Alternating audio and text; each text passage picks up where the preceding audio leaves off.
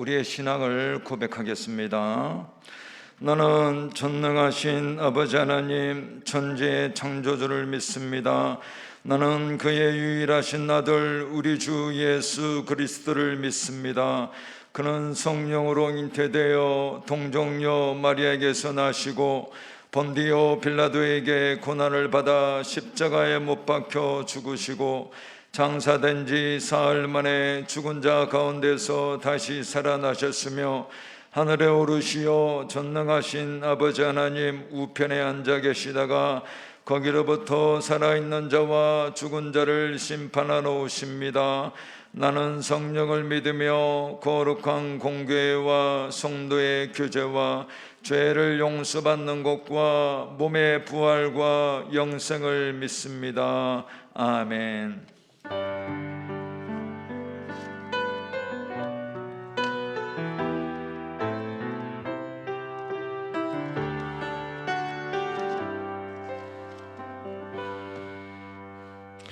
다 같이 찬송가 246장 찬양하시겠습니다. 246장 찬양 후에 김춘화 권사님 기도 인도해 주시겠습니다.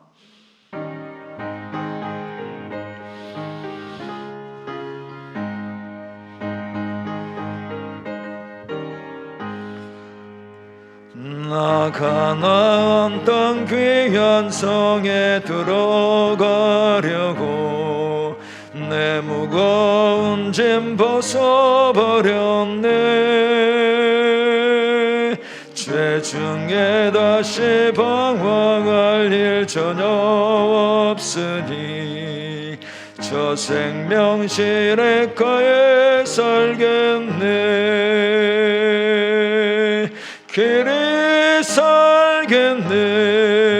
나 길이 살겠네. 저 생명 시냇가에 살겠네. 길이 살겠네. 나 길이 살겠네. 저 생명 시냇가에 살겠네. 그 불과 구름 기둥으로 인도하시니 나 가는 길에 형통하겠네. 그 요단강을 내가 지금 건넌 후에는 저 생명 시냇가에 살겠네. 길이 살겠네. 나 길이 살겠네. 저 생명 시냇가에 살겠네. 길이 살겠네. 나 길이 살겠네. 저 생명 시냇가에 살겠네. 내 주린 영혼 만나로서 먹여주시니 그 양식 내게 생명 되겠네. 이후로 생명 양식 저와 함께 먹으며 저 생명 시냇가에 살겠네. 길에 살겠네. 나 길에 살겠네. 저 생명 시냇가에 살겠네. 길에 살겠네. 나 길에 살겠네. 저 생명 시냇가에 살겠네.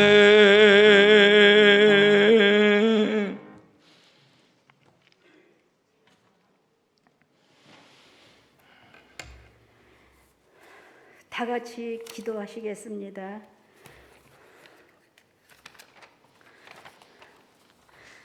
언제나 사랑하여 주시어서 저희들이 수요 예배를 드리게 됨을 감사를 드립니다. 결실을 맞이하여 수확의 기쁨을 갖게 하신 하나님, 감사 주님 앞에 영광과 존귀를 돌리옵나이다. 세계의 평화를 위하여 기도합니다. 전쟁과 질병과 경제적 공황의 공포 속에서 하루하루 살아가는 이 시대에 오직 하나님만이 인류의 주인이 되시고 역사의 주관자가 되심을 고백하는 성도들이 되게 하옵소서.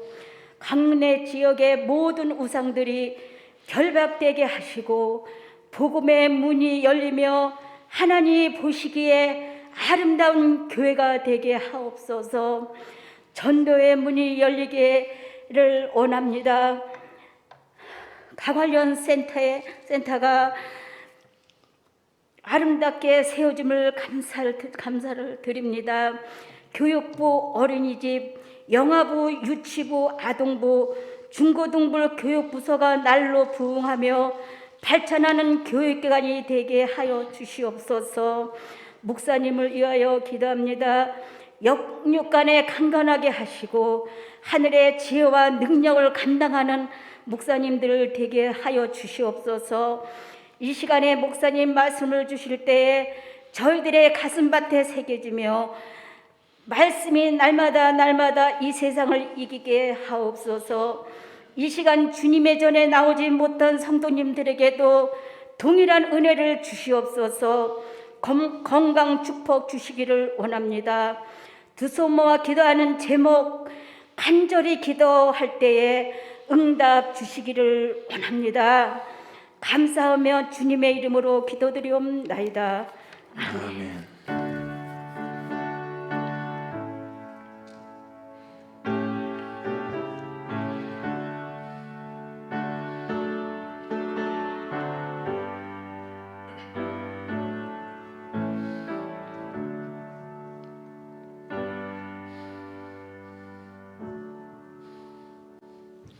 교회 소식은 한 가지만 전해드리겠습니다.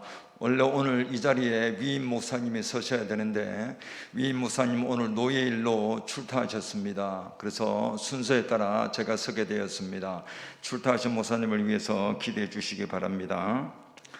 오늘 하나님의 말씀은 사사기 4장 17절에서 22절까지의 말씀입니다. 구약 366쪽 사사기 4장 17절에서 22절까지의 말씀을 한 절씩 교독하시겠습니다. 제가 17절을 봉독합니다.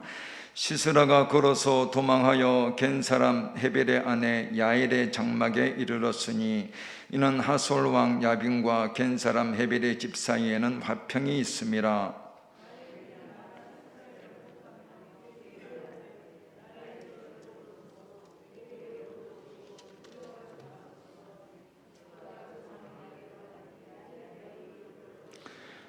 시스라가 그에게 말하되 청하노니 내게 물을 조금 마시게 하라. 내가 목이 마르다 하매 우유 부대를 열어 그에게 마시게 하고 그를 덮으니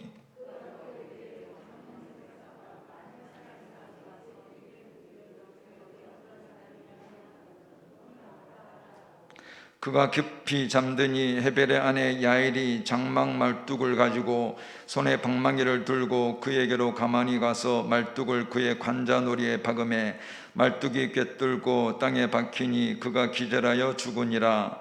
바락이 시스라를 추격할 때에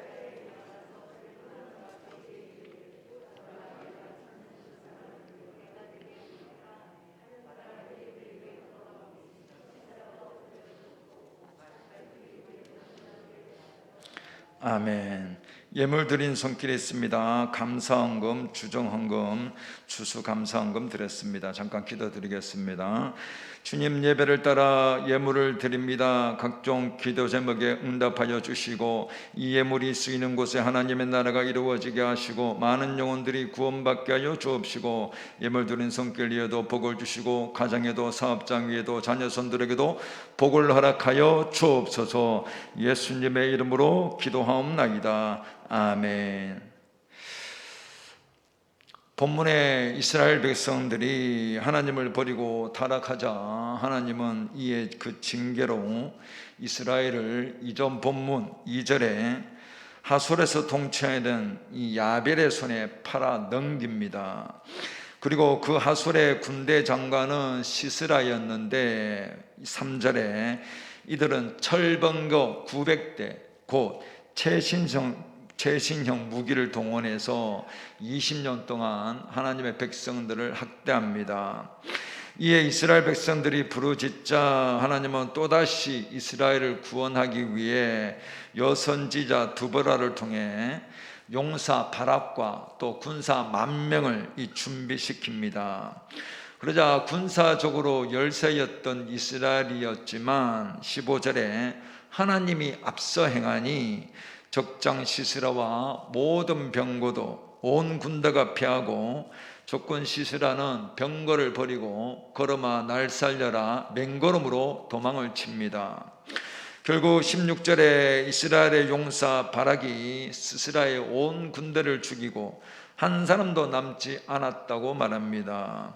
그런데 본문 21절에 혼자 살아남은 적장 우두머리인 이 시스라가 이스라엘의 군장 바락의 손에 죽는 것이 아니라 이방인 헤벨의 아내인 야일의 손에 죽게 됩니다. 곧 당시 천대받던 이방인 야엘이라는 여인의 손에 관자놀이에 말뚝이 박혀서 죽게 되어 야엘이 후에 영예와 영광을 얻게 되는 것을 보게 됩니다.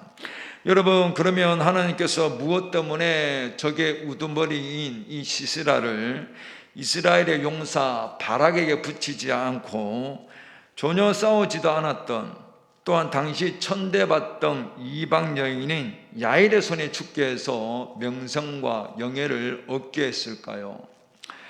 바로 야일의 속에 정의감이 있었기 때문입니다. 우리 본문 17절을 한번 읽어보겠습니다. 17절입니다. 시작. 시스라가 걸어서 도망하여 겐사람 헤벨의 아내 야일의 장막에 이르렀으니 이는 하솔 왕 야빈과 겐사람 헤벨의 집 사이에는 화평이 있음이라. 하솔의 적장 시스라가 이스라엘에게 패배하여 도망을 치는데 그가 도망한 것은 야일의 장막이었다고 말합니다. 왜냐하면 그 야일의 장막은 남편 이 헤벨과 적군의 왕 하솔과 평소 화평이 있었다고, 곧 가깝게 지내던 사이였기 때문이라고 말합니다. 그러나 이스라엘의 적이었던 하솔 왕 야빈과 헤벨의 집 사이에 화평이 있었다고 하는 것은 이 겐족속 헤벨이 자신에게 도움을 주었던 이스라엘을 배반한 행위였습니다. 나아가서 그것은 그 기업의 주인이 되시는 하나님을 배반한 행위였습니다. 왜냐하면 이스라엘은 모세의 장인 이드로의 후손이었던 겐족속 헤벨을 본문에 지금까지 살도록 도와주었고 또 그들이 가나안 땅에서 살 수 있도록 가나안 땅을 기업으로 주었기 때문입니다. 그런데 헤벨은 간사하게도 자기들에게도 땅을 주고 도움을 준 이스라엘을 배반하고 뒤로는 이스라엘과의 적이었던 하솔 왕 야빈과 화평을 가깝게 지내고 있어서 첩자 생활을 하고 있었다는 것입니다. 따라서 평소 그 마음에 정의감이 있던 이 헤벨의 아내 야엘은 남편이 자신들과 자신들의 족속을 도와주었던 이스라엘을 배반하고 또 뒤로는 적과 내통하는 이 남편의 이적 행위가 마음에 들지 않았고 불만이었을 것입니다. 그래서 본문 21절에 여인 야엘은 자신의 집으로 도움을 구하러 온 이 적장 시스라를 화평이 있었지만 또 그 도움을 구하러 왔지만 그러나 그가 깊이 잠들었을 때 말뚝으로 관자놀이를 박아 죽이게 합니다. 무엇 때문이었을까요? 바로 야일의 마음에 불의에 대한 정의감이 있었기 때문입니다. 학자들은 이 사건을 두고 자기들과 우호적인 관계에 있는 시스라를 죽인 여인 야일의 행위가 그의 남편이 이스라엘을 버리고 이방인과 손을 잡은 것에 대해 속지 않은 의미가 내포된 행위라고 말합니다. 곧 정의감에서 나온 행동이라는 것입니다. 여러분, 평소 가깝게 지내고 화평이 있던 사이였으면 도망쳐온 사람을 보호해주고 또 살려주어야 되잖아요. 그래서 첩보를 입수하여 알려준다든지 해서 적군을 일으켜야 되잖아요. 그런데 헤벨의 부인 야엘은 시스라를 오히려 겉으로는 선대하지만 결국 말뚝으로 박아 죽입니다. 즉 여인 야엘이 평소 자신의 동족인 겐족속을 도와주고 또 가나안 땅에서 살 수 있도록 땅까지 주었던 이스라엘을 배반할 수 없었고, 나아가서 하나님의 은혜를 배반할 수 없었기 때문에 도움을 구한 이스라엘의 적장, 이스라엘의 적군이었던 이스라엘과 적대 관계에 있던 적장 시스라로도 죽을 수밖에 없었다는 것입니다. 왜요? 그 속에 정의감이 있었기 때문입니다. 여러분, 이 정의감이라는 말의 뜻은 의리에 맞게 행동하고 옳고 또 뜻한 일을 행하고자 하는 마음을 말합니다. 그래서 여인 야엘은 평소 신의와 의리를 배반하지 않고 옳고 또 뜻한 일을 하고자 했던 마음을 가지고 있었습니다. 그래서 하나님은 그 야엘의 그 마음의 중심을 보시고 적장 시스라를 다른 곳이 아니라 여인 야엘의 장막으로 도망치게 하여 야엘에게 적장 시스라를 죽일 수 있는 기회를 주셨다는 것입니다. 곧 하나님은 평소 의리에 맞게 살아가고 또한 옳고 떳떳한 일을 행하고자 하는 사람에게, 곧 정의감이 있는 사람에게 더 큰 일을 할 수 있는 기회를 주신다는 것입니다. 그래서 본문 17절에 적장 시스라가 도움을 구하기 위해 자신의 집에 찾아오자 야엘은 본문 18절에 두려움과 긴장하고 있는 그에게 나의 주다 라고 높이면서 안심하고 들어오라고 말합니다. 그러자 19절에 허겁지겁 도망쳐온 시스라가 갈증을 느껴 물을 구하자 야엘은 물 대신 이 우유 부대를 주어 마시게 합니다. 그런데 본문 당시 젖부대 속에 있는 우유는 수면제로도 사용했었고 또 완전히 지쳐있는 사람이 그것을 마셨을 때 그 사람을 취하게 하는 것이었다고 말합니다. 그래서 야엘은 구석에 정의감이 있었던 것은 물론 지혜로운 여인이었음을 알 수 있습니다. 곧 야엘의 의도를 모르는 시스라는 물 대신 깊이 잠들 수 있는 우유를 주므로 더 귀한 것을 주는 것을 알고 벌컥벌컥 마십니다. 그래서 시스라가 깊이 취해 잠이 듭니다. 이에 여인 야엘은 말뚝으로도 쉽게 죽일 수 있었다는 것입니다.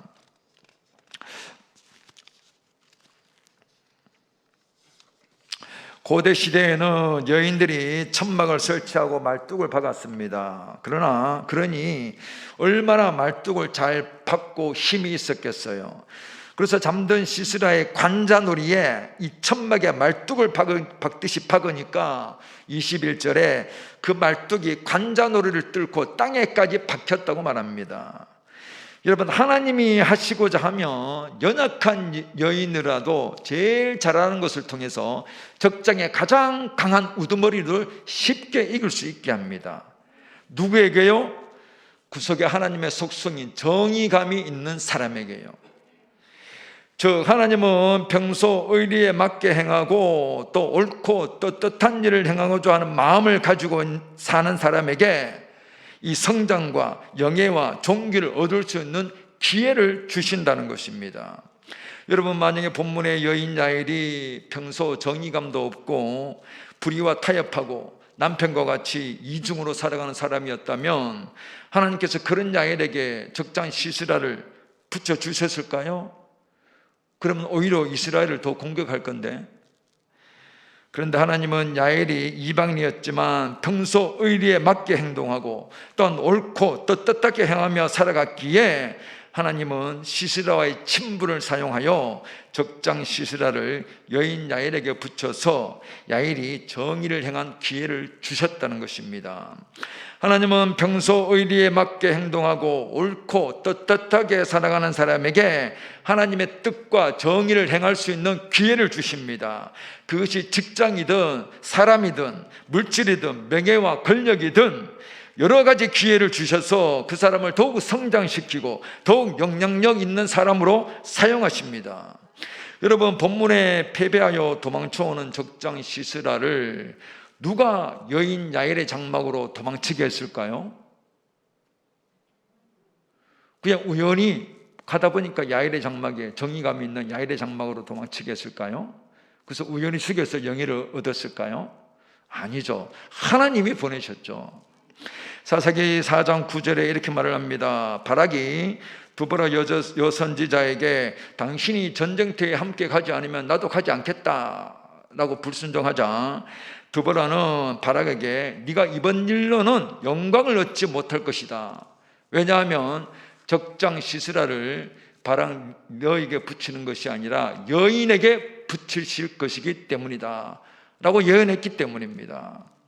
즉, 이 말씀대로 하나님께서 적장 시스라를 하나님의 섭리 가운데 여인 야엘의 장막으로 찾아가게 했고, 야엘은 하나님이 주신 기회와 섭리 가운데 적장 시스라를 죽여 영광을 얻었다는 것입니다.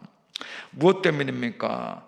야엘의 마음에 정의감이 있는 것을 보고 시스라를 중에서 영예를 얻으라고 기회를 주셨다는 것입니다. 여러분, 운동선수나 연예인들이 아무리 유능하고 실력이 있어도 그 실력을 발휘할 수 있는 기회가 오지 않는다면 아무 소용이 없습니다. 마찬가지로 하나님께서 성도에게 은혜 받을 기회, 축복 받을 기회, 믿음이 성장할 기회가 주시지 않는다면 삶의 아무런 성장도 변화도 일어나지 않는다는 것입니다. 그러나 성도에게 하나님이 기회를 주시면 자신이 가진 재능과 달란트가 극대화되고 더욱 성장하여 하나님 나라에 더 큰 일을 행할 수 있는 사람이 됩니다. 누구에게요? 본문의 야엘처럼 구석에 정의감이 있는 사람에게, 곧 평소 의리에 맞게 행하고 옳고 떳떳하게 행하는 사람에게 하나님은 그에게 기회를 주십니다. 그러나 그와 반대로 기회주의로 살아가고 또한 눈치만 살펴 자기 이익과 욕심을 따라가는 사람은 메마르고 공고한 삶을 살아가다가 결국 자기 함정에 빠지고 맙니다. 하나님은 그런 사람에게 더 크게 성장할 수 있는 기회를 주시지 않습니다. 물론 인간적인 방법과 꼼수로 기회를 잡는 사람도 있습니다. 여러분, 사기꾼 도둑들에게 사기칠 기회, 도둑질할 기회가 많이 온다면 그게 좋은 거예요? 망치는 거예요? 그건 자기도 망치고 다 망치는 거예요. 그런 기회가 많으면. 나라도 공동체도 사기꾼 도둑 같은 사람들이 기회를 잡으면 나라도 점점 기울어지고 쇠퇴해집니다. 지금 체감하고 있지 않습니까? 그러나 하나님이 주신 기회는 본문의 여인 야엘처럼 자신도 살고 남도 살고 공동체도 살게 됩니다. 그래서 자신도 영예를 누리고 하나님께도 영광을 돌릴 수 있게 됩니다. 하나님께서 누구에게 그런 기회를 주실까요? 구석에 정의감이 있는 사람에게, 즉 평소에 하나님과 사람에게 의리에 맞게 행하고 또 옳고 떳떳한 일을 행하며 살아가는 사람에게 주신다는 것입니다. 그런 사람들이 교회의 지도자가 되고 사회 곳곳에 많아질 때 하나님의 나라는 이루어집니다. 여러분, 하나님이 주신 기회를 잡으면 뭐가 따라올까요? 영광이 따라옵니다. 사사기 4장 9절에 바락이 두보라 당신이 함께 가지 않으면 가지 않겠다고 말하자 두보라는 네가 이번에 가는 길에서는 영광을 얻지 못하리니 라고 말합니다. 여기 영광이라는 말은 히브리어로 티프아라라는 말인데 이 말은 아름다움, 광채, 자랑이라는 뜻입니다. 여러분, 성도가 하나님이 주신 기회를 잡으면 그 사람이 아름다워질까요? 추해질까요? 아름다워지겠죠. 그러면 하나님을 자랑할 거리가 많아지고 그의 삶은 점점 광채가 나고 아름다워집니다. 왜요? 하나님의 기회를 주셨습니까? 왜요? 하나님이 주신 기회는 디프아라, 영광이 따라오기 때문에. 여러분, 그러면 본문의 여인 야일이, 이방인 천대받던 야일이 아무도 죽이지 못한 적장 시스라를 죽이고 난 뒤에 그 뒤로부터 많은 사람들이 야일을 우러러 봤을까요? 아줌마처럼 봤을까요? 우러러 봤겠죠. 와, 우리 이스라엘 군산도 죽이지 못한 적장 시스라를, 그것도 남자가 아닌 여자가, 그것도 칼도 아닌 말뚝으로 적장 우두머리를 죽였다. 예전에 우두머리 죽이면 다 죽인 거잖아요. 그 한 사람. 골리앗 죽이면 블레셋 다 죽인 거나 마찬가지인데. 근데 여인 야일이 적장 시스라를, 바락도 아닌 이스라엘 모든 장수도 아닌 천대받던 야일이 적장 시스라를 마지막으로 죽여서 완전한 승리의 세기를 박았다는 것입니다. 그래서 하나님이 야일에게 기회를 주시니 시스라를 죽였다고 존경과 두려움과 영예를 얻어서 모든 사람들이 존경하고 우러러 봤다는 것입니다. 무엇 때문에요? 하나님이 기회를 주시니까. 누구에게요? 그 속에 정의감이 있는 사람에게요. 즉 평소 의리에 맞게 행동하고 옳고 떳떳한 일을 행하려는 마음이 있는 사람에게 하나님이 주시는 기회가 온다는 것입니다. 여러분, 그런데 평소에 의리도 없고, 그리고 간사하고, 또한 자기가 불리하면 간에 붙었다, 쓸개에 붙었다, 기회주의자는 하나님이 그런 사람에게는 기회를 주시지 않고, 그런 배신자의 말로는 말로는 어둡게 끝나버리고 결국 어두움과 인간적인 기회만 잡다가 끝나고 맙니다. 그래서 성도가 평소에 의리에 맞고 또 옳고 떳떳하게 살아갈 때 하나님은 여러 가지 기회를 주시고, 나아가 그 기회를 선용하면 더 큰 기회를 주시고 더 큰 은혜를 주셔서 그를 통해 하나님의 더 큰 목적과 뜻을 이루게 하십니다. 여러분, 세상 사람도 승진할 기회, 또 사업을 번성시킬 기회, 또 부동산 값이 오를 기회가 오니까 그 기회를 잡아 성공하지 않습니까? 그런데 기회가 안 오는데 어떻게 성장하고 성공할 수 있어요? 마찬가지로 신앙도 하나님께서 은혜 주실 기회, 하나님을 만날 기회, 더 크게 도약할 기회가 와야지 그 기회를 잡아서 더 크게 성장할 수 있습니다.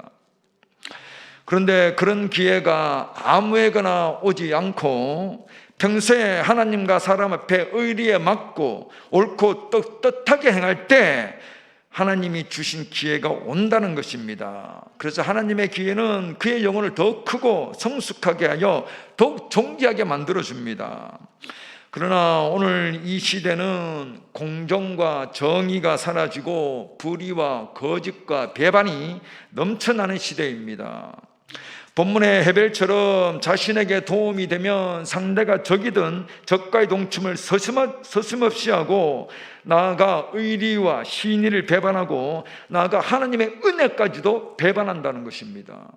여러분, 말세의 징조 하나가 뭔지 아세요? 디모데후서 3장. 사람들은 배신하며, 그 배신이 사람만 포함될까요? 하나님도 배신한다는 것입니다. 구원을 주고 은혜를 준, 그렇게 만들어 간다는 것이죠, 세상이. 여러분, 이스라엘 나라가 왜 멸망하고 말았습니까? 그 속에 정의가, 공의가 사라졌기 때문입니다. 화려한 성전에 수많은 예배를 드리고 절기를 지키지만 하나님 나라의 통치 원리인 정의와 공평이 무너지니 불의와 거짓과 탐욕으로 가득 차게 되고, 아모스 5장 21절의 말씀처럼 하나님은 오히려 그들의 예배와 절기를 미워하신다고, 멸시한다고 말씀하시다가 더 이상 지켜볼 수 없어서 성전과 함께 나라가 폭삭 멸망하고 말았다는 것입니다. 시대는 갈수록 불신자는 물론 성도 또한 구석에 공의와 정의가 사라지고 불법이 증가하는 시대입니다. 이런 때에 성도는 불의와 잘못된 것은 시의적절하게 아니요 라고 바른 소리를 낼 수 있어야 합니다. 또한 세상 속에서 신앙에서 나오는 이 도덕적 용기와 힘을 강하게 해야 합니다. 믿음은 있지만 신앙에서 나온 힘과 용기가 없으니 죽은 믿음밖에 되지 않지 않습니까? 세상 풍조에 흘러가는 대로 떠내려가 버리고. 성도가 높은 도덕성을 가지고 세상과 이웃에게 하나님의 말씀에 입각한 바른 소리, 예언자적 소리를 낼 때 그것은 성도로서의 선교자 사명을 감당하는 것입니다. 즉, 그 속에 하나님의 속성인 정의감이 있는 사람은 공의를 따라 행하고 또한 때에 맞는 정의와 공의를 말하고 외친다는 것입니다. 그런 사람에게 하나님은 기회를 주십니다. 전에 어떤 방송에 유명한 이 부흥 강사님이 강사 대표 회장이 나와서 말하는 걸 잠깐 들었습니다. 근데 그 부흥 강사님이 이런 말씀을 하시더라고요. 내가 꿈을 꿨는데 꿈에 마귀가 나타나가지고 마귀가 자기 보고 네가 누구냐라고 묻더랍니다. 그저 그 부흥 강사님은 내가 누구야 목사지? 내가 누구야 목사지 인마?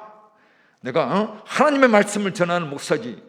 그러니까 마귀가 낄낄거리면서 야, 니까짓게 목사냐? 니까짓게 이렇게 어려운 때 바른 말 한마디도 못하는 게 니까짓게 목사냐? 조롱하더랍니다. 여러분, 부흥사 대표 회장이면 얼마나 하나님의 말씀을 많이 전하고 외쳤겠어요? 근데 마귀가 꿈에 나타나서 니까짓게 목사냐? 니까짓게 목사냐? 조롱하더랍니다. 왜? 때에 맞는 바른 말을 외치지 못했기 때문에. 그래서 그 목사님이 그 꿈을 꾸고 나서 정신이 번쩍 들어서 이 나라를 위해서 바른 말을 외치고 나왔다는 것입니다. 여기 목사만 포함될까요? 장로, 권사, 집사, 성도는 포함되지 않을까요?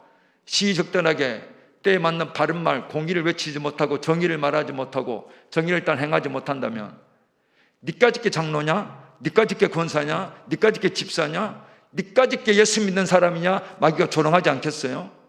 대표회장을 그렇게 조롱했는데 마귀가 그렇게 조롱하더랍니다. 왜? 정의를 일단 행하지 않고 정의를 외치지 못해서 때에 맞는 바른 말을 하지 못했기 때문에 침묵하고 쓸데없는 말을 하는 것은 여기는 포함되지도 못하죠. 그러면 마귀의 조롱을 넘어서 무관심한다는 거죠. 그래서 성도는 우리 안에 하나님의 속성인 바른 정의감을 가지고 바른 소리와 정의를 외치고 행할 수 있어야 합니다.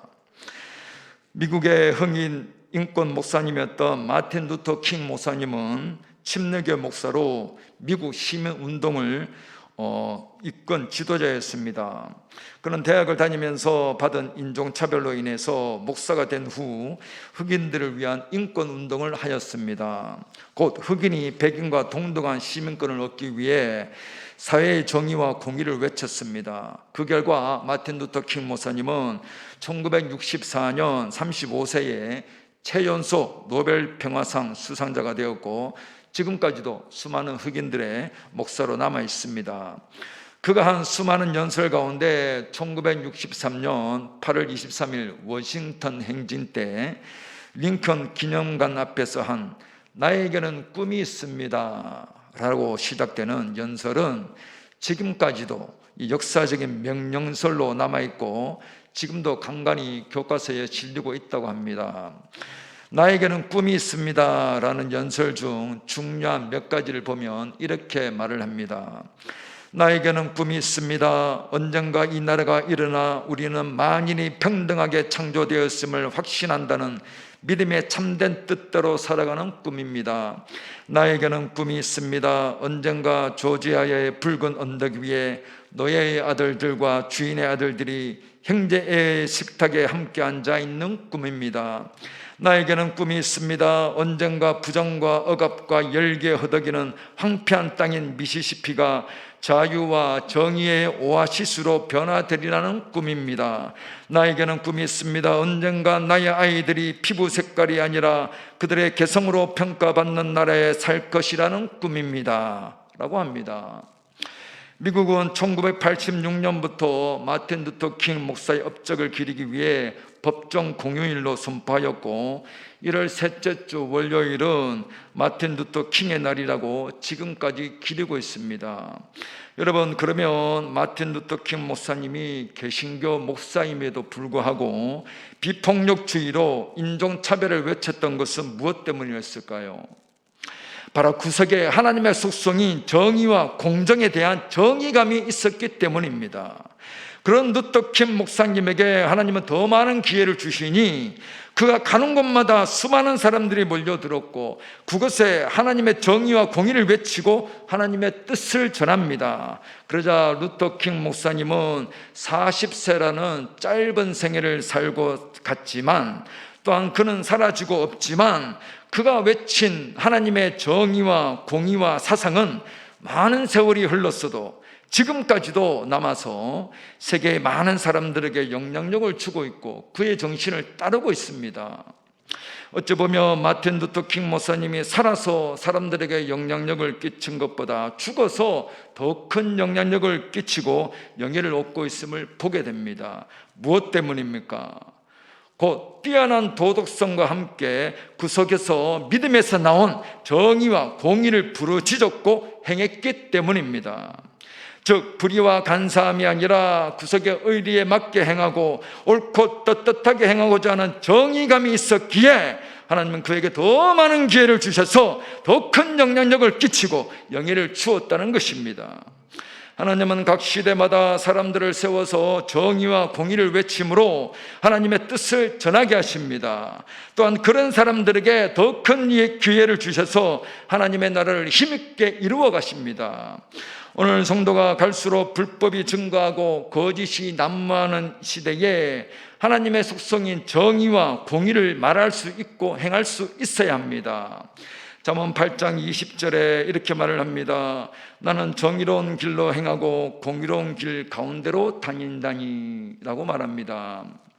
잠언 기자는 하나님의 지혜를 말하면서 그 지혜가 움직이는 것은 정의로운 길로 움직이고 또 그 지혜가 다니는 곳은 공의로운 길 가운데로 곧 올곧은 길 한가운데로 다닌다고 말합니다. 그래서 하나님은 정의와 공평의 길을 따라 역사하십니다. 오늘 성도가 불법과 거짓과 불공정이 난무한 시대에 하나님의 정의와 공정을 외칠 수 있어야 하며 그 길을 따라갈 수 있어야 합니다. 그래서 하나님이 기회를 주시고 은혜를 주실 때 그 기회를 발판 삼아 더욱 영향력 있는 사람으로 성장하여 세상에서 하나님의 영광과 뜻을 드러내야 합니다. 오늘 성도가 성도의 삶 가운데 하나님께 대한 믿음에서 나온 정의와 공의를 외치고 나아가서 정의와 공의로운 길 가운데로 행함으로 하나님이 주신 기회를 잡고 은혜를 받아 세상에서 하나님의 뜻을 드러내며 하나님의 영예와 존귀함 속에서 승리자로 살아가는 은혜가 우리 모두에게 있기를 주님의 이름으로 축복합니다. 기도하겠습니다. 주님, 시대는 점점 하나님의 정의와 공정이 사라지고 불법과 거짓이 난무합니다. 앞에서는 정의와 공의를 말하지만 뒤에서는 본문의 헤벨처럼 적과 손을 잡는 이적 행위가 더욱 많아지는 때입니다.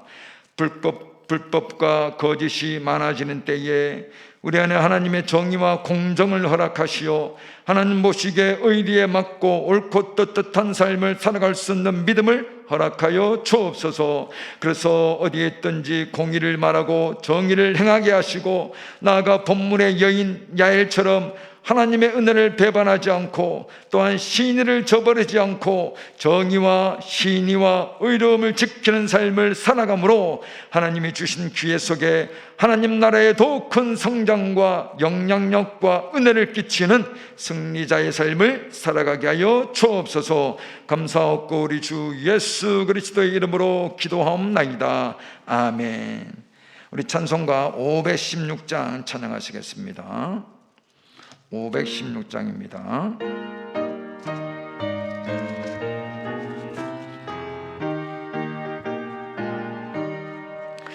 옳은 길 따르라 회의 길을 세계 만민의 참된 길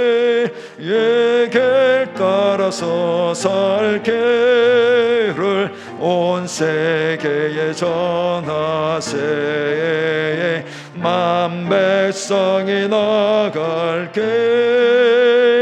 어두운 밤 지나고 동튼다.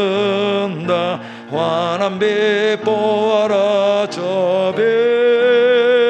주 예수의 나라 이 땅에 곧 오겠네 오겠네. 주 예수 따르라 승리 예수. 세계 만민이 나갈 길과 진리요 참 생명. 내 장검을 부수고 다 따르라 화평원. 어두운 밤 지나고 동튼다. 환한 빛 보아라 저 빛.